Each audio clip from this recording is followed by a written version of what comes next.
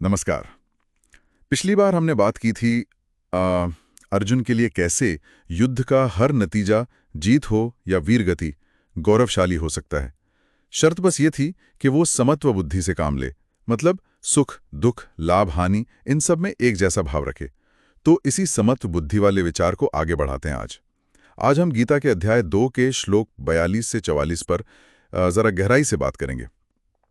ये श्लोक उन लोगों की सोच के बारे में बताते हैं जिनका मन आप देखें तो इच्छाओं में फंसा हुआ है और वो बस वेदों में जो कर्मकांड बताए हैं उनके बाहरी फलों में ही अटके रहते हैं। आज हमारी इस चर्चा का मकसद यही समझना है कि ऐसी सोच जो है वो आत्मज्ञान और सच्ची शांति पाने में रुकावट क्यों बनती है, और आज की जो हमारी भागदौड़ वाली जिंदगी है उसमें इसका क्या मतलब है ये भी देखेंगे। तो सबसे पहले श्लोक सुन लेते हैं।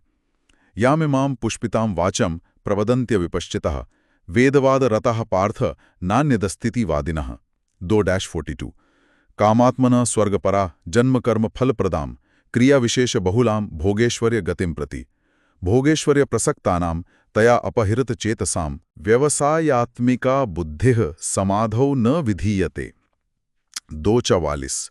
और इनका सरल हिंदी में अर्थ कुछ इस तरह है।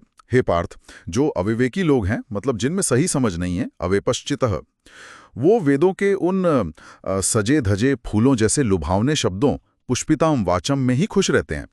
ये शब्द क्या करते हैं? ये भोग और ऐश्वर्य पाने के लिए बहुत सारी अलग अलग क्रियाओं, क्रिया विशेष बहुलाम के बारे में बताते हैं। ऐसे लोग कहते हैं कि स्वर्ग वगैरह पाने के अलावा और कुछ है ही नहीं, नान्यदस्तितिवादिना। उनके मन कामनाओं से भरे होते हैं, कामात्मना, और स्वर्ग पाना ही उनका सबसे बड़ा लक्ष्य होता है, स्वर्ग परहा। उनके ये जो शब्द हैं ये जन्म और कर्म का फल देने वाले होते हैं, जन्म कर्म फल प्रदाम। तो जो लोग ऐसे भोग और ऐश्वर्य में पूरी तरह लिप्त हैं, भोग ऐश्वर्य प्रसक्ता नाम, और उन लुभावनी बातों ने जिनका मन मानो चुरा लिया है, तयापहृत चेतसाम, ऐसे लोगों की परमात्मा में या कहें कि अपने सच्चे स्वरूप में वो एक स्थिर निश्चय वाली बुद्धि, व्यवसायात्मिका बुद्धि ही नहीं टिक पाती। समाधौ न विधीयते। ये शब्द अविपश्चिता, अविवेकी कितना सटीक लगता है आज भी। ये वो लोग हो सकते हैं जो बस बाहरी चीजों में अटके, जैसे पैसा, पोजीशन या फिर रस्मों रिवाजों का दिखावा। उनके पीछे का जो गहरा मतलब है वो नहीं देख पाते।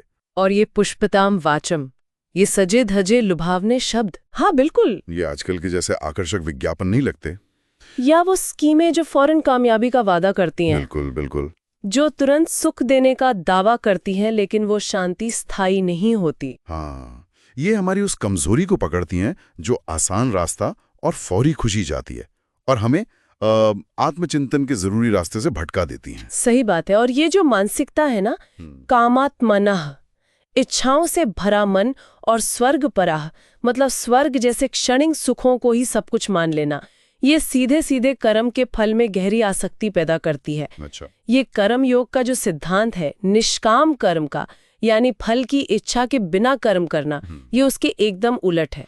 अच्छा। और श्लोक 44 तो साफ कहता है, भोग ऐश्वर्य प्रसक्तानाम तया अपरहित चेतसाम, जिनका मन भोग और ऐश्वर्य में, मतलब दुनिया की सुख सुविधाओं और पावर में पूरी तरह डूबा हुआ है। हाँ। जिनका ध्यान उन लुभावनी बातों ने, उन पुष्पिताम वाचम ने खींच लिया है, उनकी बुद्धि कभी व्यवसायात्मिका हो ही नहीं पाती, मतलब स्थिर नहीं हो पाती। हाँ, स्थिर, एक निश्चय वाली एकाग्र बुद्धि वो उनमें बनी नहीं पाती।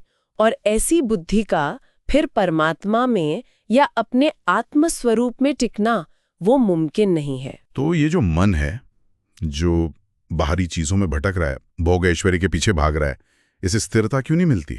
श्लोक इसके बारे में और क्या बताते हैं? क्या ये बस ध्यान भटकने की बात है? नहीं, ये सिर्फ ध्यान भटकने से कहीं ज्यादा गहरी बात है। श्लोक कहते हैं कि ये बातें जन्म कर्म फल प्रदाम है। जन्म कर्म फल प्रदाम, हाँ, यानी जन्म और कर्म का फल देने वाली। इसका मतलब ये हुआ कि इच्छाएं जो हैं वो हमें कर्म करने पर मजबूर करती हैं। हाँ। उन कर्मों से फिर कुछ नतीजे मिलते हैं, फल मिलते हैं, और वो फल, वो नतीजे फिर नई इच्छाओं को जन्म देते हैं। अच्छा, तो ये एक चक्र जैसा बन गया। बिल्कुल, ये एक अंतहीन सिलसिला, एक चक्र जो हमें बांधे रखता है।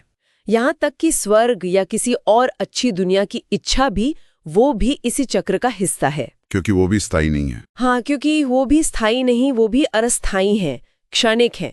तो जब तक मन इन बाहरी फलों और इच्छाओं में उलझा रहेगा, वो कभी अपने असली स्वरूप को जानने के लिए अंदर की तरफ मुड़ ही नहीं पाएगा। तो फिर रास्ता क्या है इस चक्र से निकलने का? अगर ये लुभावनी बातें और इच्छाएं हमें भटकाती ही रहेंगी, तो वो स्थिर बुद्धि, वो व्यवसायत्मिका बुद्धि कैसे बनेगी? यहीं पर देखिए, आत्मज्ञान का महत्व सामने आता है। व्यवसायत्मिका बुद्धि वही दृढ़, एक निश्चय वाली बुद्धि है जो बाहरी बदलने वाले सुखों के बजाय आत्मा के सच्चे अविनाशी स्वरूप को जानने की तरफ, परम सत्य की तरफ अपना ध्यान लगाती है। अच्छा, ये उस बिखरी हुई बुद्धि से बिल्कुल अलग है जो हजार दिशाओं में भागती है, इच्छाओं के पीछे दौड़ती है। जिसका मन कामनाओं में फंसा है वो बाहर भटकेगा। जी, लेकिन जिसकी बुद्धि निश्चयात्मिका है, स्थिर है, वो भीतर मुड़कर आत्मखोज करता है, अपने होने के सच को पहचानता है। और यही स्थिर एकाग्र बुद्धि जो है, वो स्थायी शांति और मुक्ति का दरवाजा खोलती है, न कि वो कर्मकांड जो बस थोड़े समय के सुख या स्वर्ग का लालच देते हैं। सच्ची शांति बाहरी हालात से नहीं मिलती, वो अपने अंदर के सत्य को जानने से मिलती है। तो कुल मिला के आज की इस चर्चा का सार यही निकलता है कि बाहरी चमक दमक, चाहे वो वेदों के सजे धजे शब्द हों या दुनिया के भोग विलास, अगर हम उनके आकर्षण में फंस जाते हैं और इच्छाओं से प्रेरित होकर काम करते हैं, तो हमारी बुद्धि कभी स्थिर नहीं हो पाती, वो हमेशा भटकती रहती है और सच्ची शांति या आत्मज्ञान से हम दूर ही रहते हैं। हाँ, और इसी सोच को आगे बढ़ाते हुए श्रोताओं के लिए एक सवाल छोड़ जाते हैं सोचने को। जरूर। आज की हमारी इस तेज रफ्तार जिंदगी में वो कौन सी पुष्पिता वाच है? मतलब कौन सी ऐसी लुभावनी बातें, लक्ष्य या आकर्षण है जो हमें अपनी तरफ खींच रहे हैं, पर शायद अनजाने में हमें अपने सच्चे आत्मस्वरूप और अंदर की स्थायी शांति से दूर ले जा रहे हैं। क्या हम ऐसे क्षणिक सुखों के पीछे तो नहीं भाग रहे, ये जानते हुए भी कि वो हमें सच्ची गहरी संतुष्टि कभी नहीं दे सकते? बहुत गहरा सवाल है, इस पर जरूर सोचिएगा। आत्मखोज की इस यात्रा में आगे भी ऐसी ही ज्ञान भरी बातों के लिए हमारे साथ जुड़े रहिए। हमारे चैनल को लाइक, फॉलो और कमेंट करके अपना साथ जरूर दीजिएगा। अगली बार मिलते हैं। नमस्कार।